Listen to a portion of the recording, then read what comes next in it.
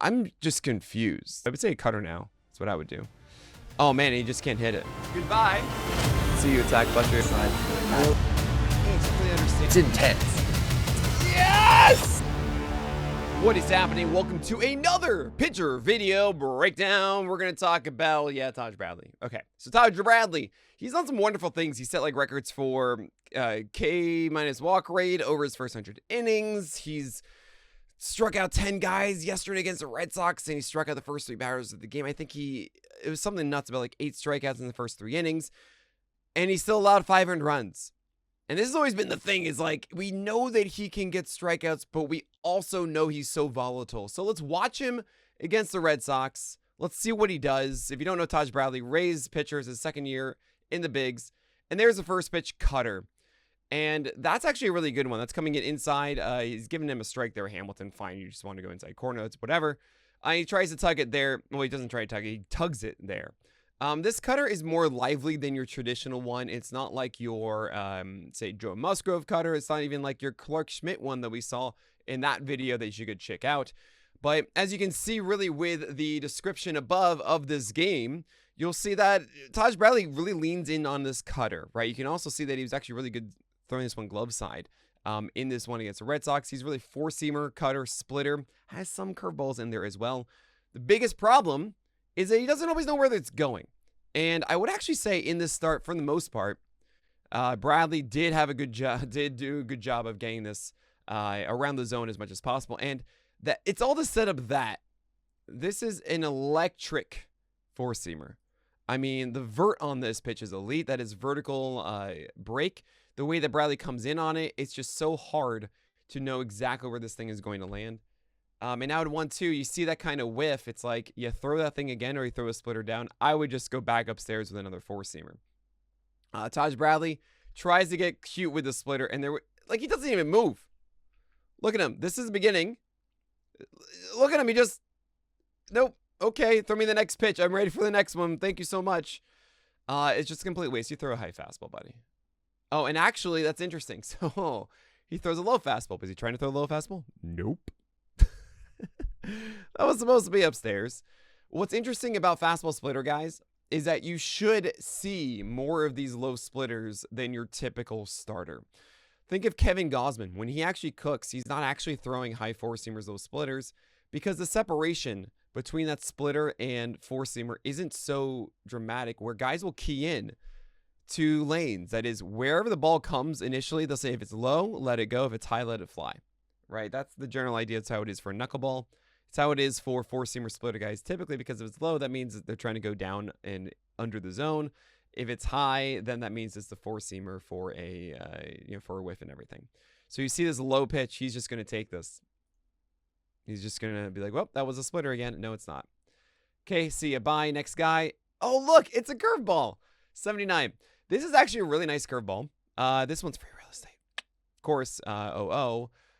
I think Bradley's turned to that as that free real estate pitch and less of the devastator. It used to be something that was the whiff pitch. The splitters kind of showed up as like, hey, I'm trying to be that pitch that the curveball couldn't be. Because the curveball it's kind of like your old Lucas Giolito. You remember that one? Yeah, that big boy that you see right above me right now. Yeah, big guy and too big for his own good because it was inconsistent to land in the zone and go where he wants it to be. I suppose like the tight Aaron Nola one, as you can see up there. It is just more of that dramatic, or I guess harder pitch that doesn't have as much vertical break, but Aaron Nola, of course, is able to command that. So with Taj Bradley, he's just trying to get this anywhere in the zone. He gets it, 0-0, that's fine. 0-1, you got to go fastball upstairs now, and it's right over the middle of the plate at 97.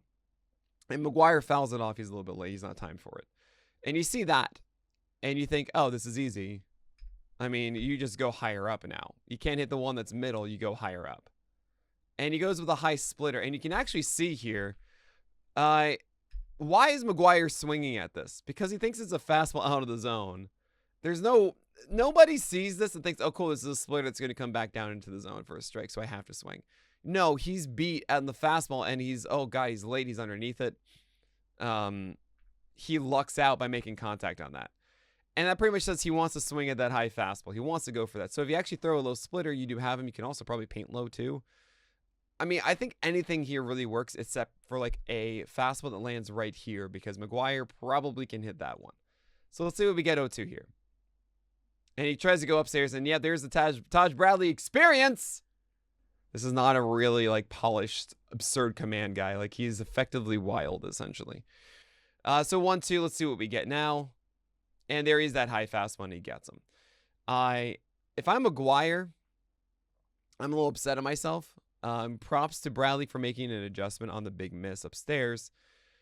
But you can kind of get a sense like, okay, Bradley, you missed with a big one before. You can kind of redo it. And that's generally what pitchers do. When you're 0-2 and you miss in a big way on something, you generally do the same thing a second time. And you got beat. I mean, yeah, that's just too much. So this is the third batter of the inning. It's Bradley, and oh man, he swings on this. Let's look at this one more time here. I'm just confused. I guess it just ate him up. He didn't have so much horizontal break. He tried to hold up, just didn't do it. I mean, I think he was essentially being really aggressive on a first pitch fastball. Thought it would become. So I would say a cutter now. That's what I would do. Oh man, he just can't hit it. That's a really good fastball if you're trying to throw a fastball at 1. That's where you want to put it, up and inside. 97, can't touch it. I just feel like you throw another one. Who cares? Don't overthink this. Yeah, done. Easy. Right? I mean, that's where it's supposed to be. This is 0-2 fastball territory. 0-1 is supposed to be here. The first one he got away with a gift, but Bradley's just overmatched. But here's the thing. The Taj Bradley experience. Oh, man. Put up the sparkers now. Taj Bradley experience. It's volatile, right? And even you saw that in that inning, like he's really hard to hit, but then also he doesn't always know where it's going. We only saw one well-executed cutter in that one, which was the first pitch of the inning, that inside cutter that was trying to be bunted for a hit, so it didn't really, register with us. But now you got the fourth inning, and the fourth inning is a little bit tougher, so he tries again to get that free real estate. He misses. Okay, so he doesn't do that again. He tries to do the cutter. Oh, he misses.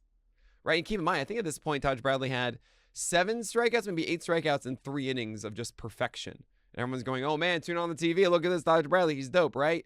Well, here's 2-0. There's a cutter that is honestly a gift by Duran.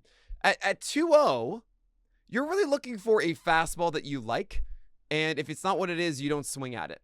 Duran is lucky that this wasn't in play, because this is an out if it is. And it pretty much just says Duran is just not even thinking that if it's his cutter, he's just going to sell out at this fastball, all that kind of stuff. The best hitters, like Juan Soto, are the ones that if they are beat, they don't want to make contact when it's not 2 strikes. Because if they make contact, they're likely going to end the at-bat then, and they want to live to see another day. It's something that you see from veterans versus rookies that works really well. That had some nice side movement.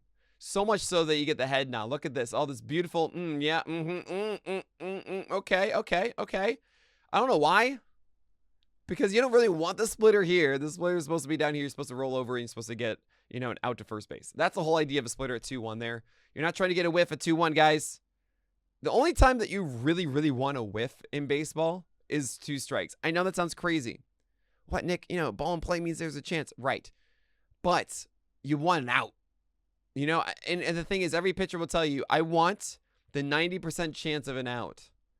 If it's a pitch that's out of the zone or something, then I want the whiff. Now, you want a whiff when it's a bad pitch in the zone, but when it's around the edges, when it's a tough pitch to hit, you don't want a whiff. You actually want an out. You want that low chance of it being a hit. That's 96 down the pipe at 3-1. And Duran at 3-1 is doing what he did at 2-0, which is essentially looking for a fastball and selling out for it. And he did. He got it. Gave a drive to left. Where's this going to go? It's off the wall. So Duran is running around third base, yada, yada, yada. And he's got himself a triple. He earned that triple. Why? Because he expected fastball 3-1 because duh. And he got one that was pretty dang hittable and went the other way with it. Like, good stuff. He didn't try to even pull it. He was a little behind it because it's a four-seamer. Just drove it out, did everything he could with it. Good stuff, Duran, man on third, nobody out. Welcome to the Taj Bradley experience. It's not because of that fastball being necessarily a bad pitch. It's that you're in a 3-1 count, and you've telegraphed the fact that this is going to be a fastball. Okay. So now you're trying to throw the cutter. And what do you know? We've seen one good cutter. Maybe you could say the 201 is. But it's such a good pitch if you can throw it for strikes. And when it comes to cutters specifically, unless you're talking about like that old Jake Arrieta cutter, which really was just a vicious Worthen slider, or like the one from DeGrom or whatnot. And I say Worthen slider, it's just really like a gyro slider that is thrown hard, but it's the intent of actually being out of the zone as opposed to in the zone. You don't want that for Taj Bradley. Honestly, you want your cutter to earn strikes. Guys like Bradley are who I call general disarray.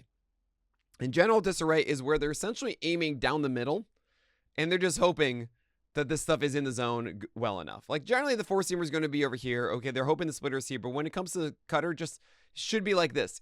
He's trying to be a little too precise at times. He was in the first 2 innings, I believe, good with the cutter here.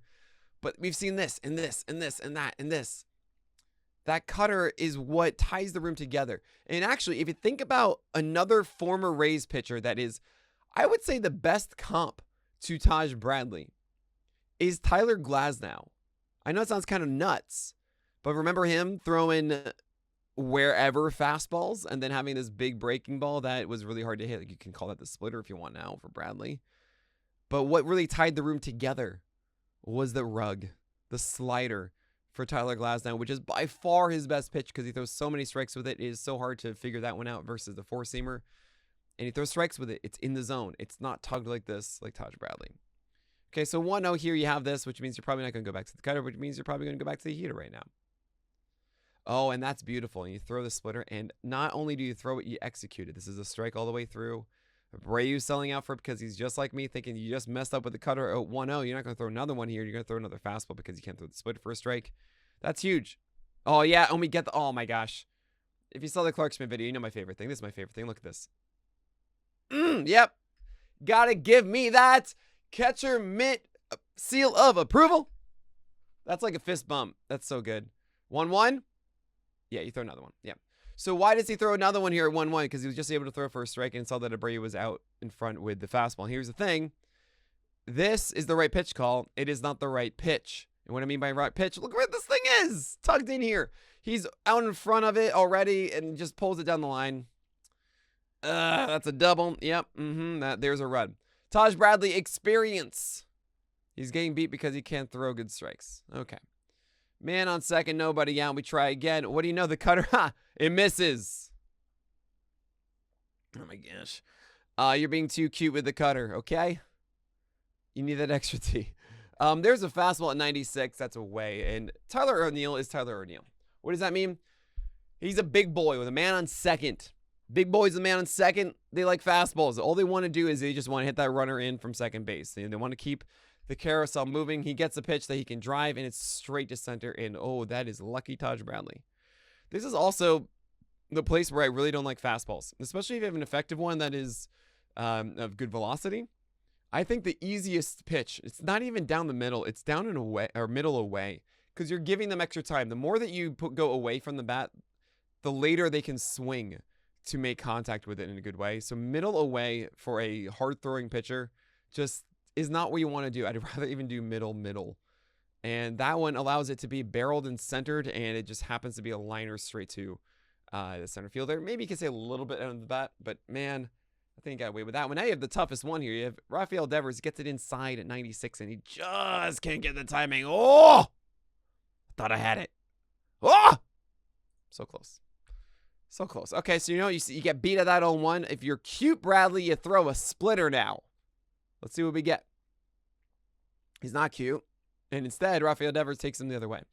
This is what I call the Mookie Betts rule. You beat a guy on a pitch. Inside corner, and you get that, I thought I had it. So you don't challenge the guy. When he's an all-star, when he's of the elites, and one of the best hitters in the game, you don't repeat the same pitch because they hit it out. They make the adjustment. The best pitchers and players really in the game make the adjustment. Don't let them make the adjustment, Taj. So, just like that, 3-0 Red Sox. And 1 out in the 4th. You still got to get out of this inning. Oh, and finally, now you throw a good cutter. Good. At least, come on. Good job throwing a good cutter. You made an adjustment finally. Oh, man. So, I mean, yes, I know that Devers was it 5 home runs in a row, 6 home runs straight in games. I get it. But that's the Mookie Betts rule. You can't throw the same thing twice if they beat you once, you know? If you beat them once, that's get lucky with that one, move on to something else. 2 good cutters. And really, look, like these aren't necessarily the greatest cutters in the world. They're middle height. They're not down. But you got to understand, you just got to throw this thing for a strike because they're so in tune with understanding you want to destroy them with a 4-seamer. And now you're missing that one. Like, this is the Taj Bradley experience. It's effectively wild, general disarray. And look, there's a splitter, actually, righty on righty, which I actually like a lot. I think a lot of pitchers have been brought up thinking that your changeup or your splitter is only reserved for opposite hand batters. I disagree. You just have to have a better mentality with it. Like where you're actually aiming with it. That's off the end of the bat, and that's why it's an out. For lefties, you want to go here with your changeup always, right? For righties, you can do that, but you don't have as much room for error because you can get away with a changeup over here against the lefty. You can't against the righty. But you can go changeups over here much more effectively against righties. Why? Because it's further away from them. While for lefties, they can go down and drop the barrel and destroy it to right field. That said, it's hard to do that without really a 2-seamer. And the reason I say that is that most changeups have more lateral movement than 4-seamers. So when you see this pitch that starts out over here, batters are not going to swing. So then when the changeup comes back over like this, it goes through the zone too little, and they're not going to bid on that one, right? However, when it's a splitter that goes down, that you can get away with because it looks like it's the fastball here and then it goes down, right? Okay, cool. Also, I should mention, if it starts in the zone and it lands in the zone too, that still can be a difficult pitch to hit. And there you go. This is a good 0-0 fastball. Catcher agrees. Good head nod. There it is. Done. Good old head nods. Look at all these head nods. I mean, this is the good stuff. I love a good catcher that gives support. You know, there's this idea, and I've been on a lot of baseball teams in my day. Okay, I pitched through college. I played in travel teams, obviously in high school. Blah blah blah. I coached travel ball as well. I coached basketball for 10 years now as well. I've been a part of a lot of teams, and it bothers me so much when the egos of the players take over versus the team. And what I mean by that is I've pitched to catchers who do not work with me, who are not there to be my best friend in the moment. I have also coached teammates who don't work together. And the thing is, the number one thing that makes every team successful is morale. And it's free. Morale is free. Being positive is free. It costs you nothing, right? It's not skill. It's energy. And energy is free, okay? When you are a pitcher on the mound, you are alone. It is an island. But when you have a teammate that is there with you and giving you support, and you feel as if you trust this guy to be there for you, to pick you up when you're down, oh my gosh, it means the world. So if you're playing right now, if you're watching this and you play baseball, go out of your way. Who cares if you don't like them outside of the game? When you're in the game with them, be that guy for everyone that you play with, okay? Be that teammate. It goes so far in everything that you do. It's the best. Oh, there's a good curveball. Look at that. Look at that. Oh my gosh. Oh, this is an 0-1 curve, and we forgot this thing existed, right? He can't do that consistently. Oh, that's so beautiful. I want to watch it in full all the way through. If Taj Bradley could just do this all the time, this tunnel's better than the splitter for the high heater, right? So if he could do that, that's great, but he won't. Now you do the fastball upstairs. Oh, he does a splitter that he got looking. I mean, all right. Fine. This is a gift because this is supposed to be down. Bradley is looking upstairs. Sorry, not Bradley. Smith is looking upstairs. And for a fastball, and he thinks it's going to miss, and then he comes back down. And he's trying to throw this downstairs, the splitter, blah, blah, blah. I mean, look, that is the Taj Bradley experience, okay? He's wild. He's a general disarray, is what I call them. There are two of them, general disarrays and neckbeards. Those that have generally higher walk rates than expected, or they live out the zone more. Some is by design, some is not. This is not. But Taj Bradley is going to get a lot of whiffs because, oh my gosh, you know that 4-seamer is legitimate. You know that the splitter can be really good. When the cutter is throwing strikes, it's so good. And that curveball, that big drop boy, yeah, that's good. But he's also going to make a lot of mistakes. And those mistakes can be punished, especially against guys like Rafael Devers. So I hope it works out well for him. it does not speak to me as long-term success, because there is something innate about Taj Bradley that is just going to always pair with just, I don't know what we're going to see and where this pitch is going to go. It's a cherry bomb. Good luck, Bradley. I hope you do well. Get out of here, guys. This is the thing. Just do the thing, right? Subscribe, like, comment. Tell me who you want to watch next. And, we're going to be here next week. And this week. And tomorrow. And the next day. All right, I'm done. Get out of here.